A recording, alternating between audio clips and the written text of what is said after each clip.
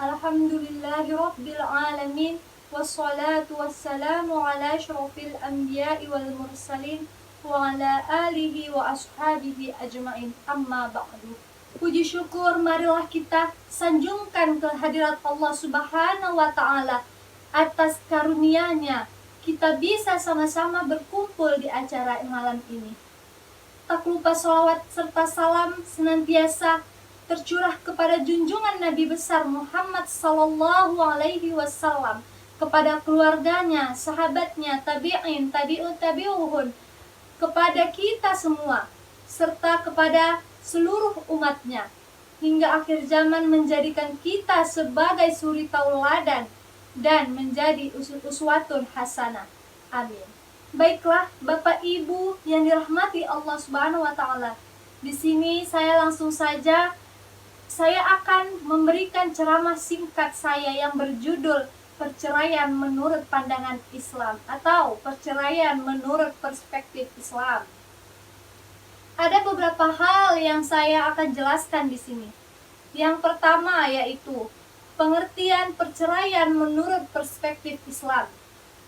Bercerai adalah jalan terakhir ketika terjadi permasalahan dan saat semua cara telah dilakukan untuk mempertahankan rumah tangga, namun tetap tidak ada perubahan.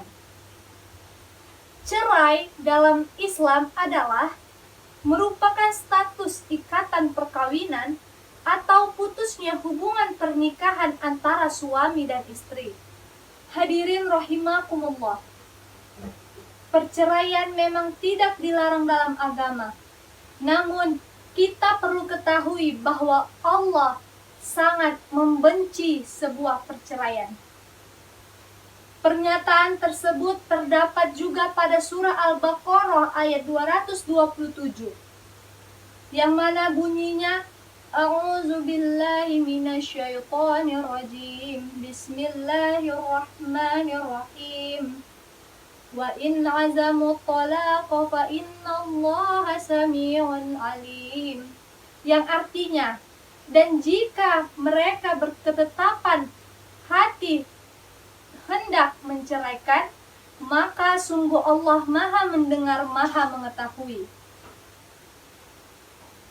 Itulah bunyi dari surah Al-Baqarah ayat 227 mengenai perceraian. Jadi intinya di sini Bapak Ibu semuanya, perceraian memang tidak ada dilarang dalam agama, namun Allah sangat membenci perceraian tersebut. Bapak Ibu yang dirahmati Allah Subhanahu wa Ta'ala, di sini saya akan menjelaskan yang kedua mengenai penyebab terjadinya perceraian. Di sini kita sama-sama ketahui penyebab secara umum yang kita telah lihat dari orang yang bercerai, yaitu penyebab umum yang biasa terjadinya perceraian itu dikarenakan yang pertama, perselingkuhan. Di mana perselingkuhan ini merupakan yang sering sekali terjadi dalam pasangan pernikahan. Di mana perselingkuhan ini terjadi ketika pada salah satu pihak dari perkawinan menjalin hubungan dengan orang lain di tengah hubungan pernikahannya. Masalah ini dapat membuat hancurnya kepercayaan pada pasangan sendiri, sehingga terjadinyalah masalah rumah tangga, terjadinyalah hubungan yang lemah dan sehingga membuat hubungan akan menjadi retak. Ketidaktahannya seorang pasangan terhadap pasangan yang sudah selingkuh, maka mereka mengambil keputusan untuk bercerai dikarenakan tidak lagi dapat dibicarakan dengan baik-baik, dikarenakan rasa kepercayaannya terhadap pasangannya sudah tidak ada lagi. Maka dari itu, janganlah pernah kita melakukan hal demikian. Penyebab yang kedua yaitu masalah ekonomi. Masalah ekonomi ini juga merupakan salah satu penyebab terjadinya perceraian.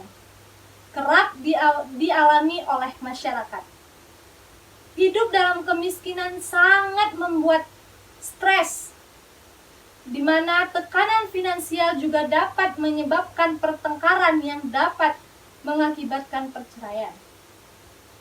Oleh karena itu, kita harus tetap bersyukur atas rezeki yang Allah berikan. Ketika kita tidak bersyukur, maka sebanyak apapun harta yang kita miliki, maka kita merasa tetap saja tidak mencukupi harta yang telah diberikan Allah Subhanahu wa Ta'ala. Oleh karena itu, seberapa banyak pun, seberapa sedikit pun, seberapa banyak pun yang telah Allah berikan rezeki kepadamu, janganlah kamu tidak mensyukuri hal itu. Maka syukuri hal yang Allah berikan. Apapun yang Allah berikan kita syukuri, agar tidak terjadinya perceraian ini. Selanjutnya, penyebab yang ketiga yaitu ketidakcocokan. Ketidakcocokan ini bagi pasangan yang mempunyai banyak perbedaan terlalu dapat membuat atau dapat menjadikan pemicu berbagai masalah dalam sebuah hubungan.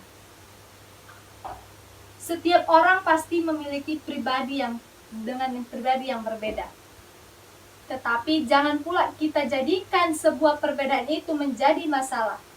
Ketika kita memiliki pasangan yang tidak sesuai dengan apa yang kita apakan, kita bersyukur karena kita sendiri yang sudah memilih dia untuk menjadi pasangan kita.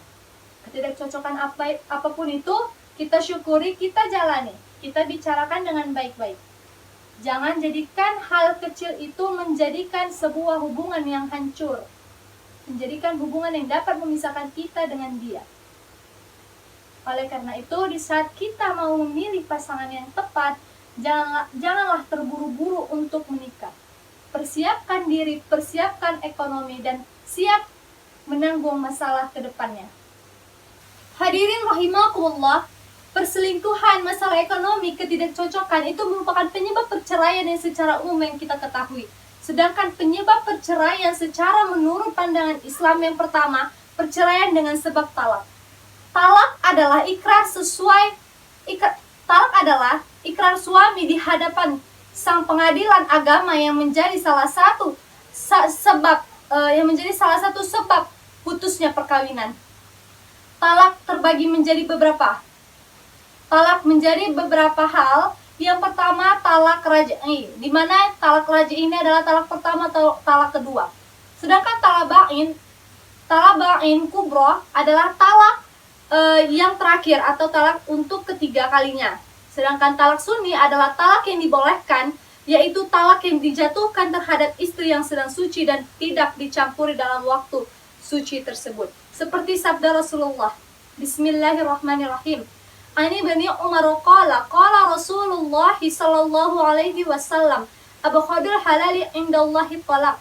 Rawahul Abu Daud wa Ibnu Majah wa sahahul Hakim. Waraja Abu Hatimi irsalahu. Dari mana?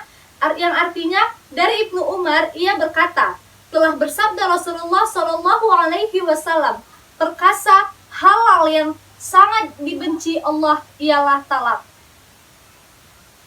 Di mana hadis ini diriwayatkan dia atau oleh Abu Daud dan Ibnu Majah dan disahihkan dengan dia oleh Hakim dan rajikan oleh Abu Hatim. Baik, adapun penyebab perceraian yang kedua yaitu perceraian dengan li'an, di mana li'an menyebabkan putusnya perkawinan antara suami istri untuk selama-lamanya. Bapak Ibu yang dirahmati Allah, perceraian ini memiliki dampak yang sangat besar, memiliki dampak kepada diri kita pribadi dan memiliki dampak kepada anak jika yang bercerai sudah memiliki Bapak Ibu hadirin yang dirahmati Allah, perceraian ini memiliki dampak yang sangat besar sekali, terutama pada dampak diri kita sendiri, terhadap pasangan kita, dan terhadap anak kita jika kita sudah memiliki anak. Oleh karena itu, jagalah pasangan kita dengan baik, jagalah pernikahan kita dengan baik, jangan sampai terjadi perceraian tersebut. Masalah apapun yang ada di rumah tangga diselesaikan dengan baik-baik. Tolong jaga diri kita masing-masing ketika kita sudah memiliki status perkawinan. Oleh karena itu, janganlah menganggap remeh perkawinan ini. Mungkin itu saja ceramah singkat saya. Wabillahi taufiq wal hidayah. Wassalamualaikum warahmatullahi wabarakatuh.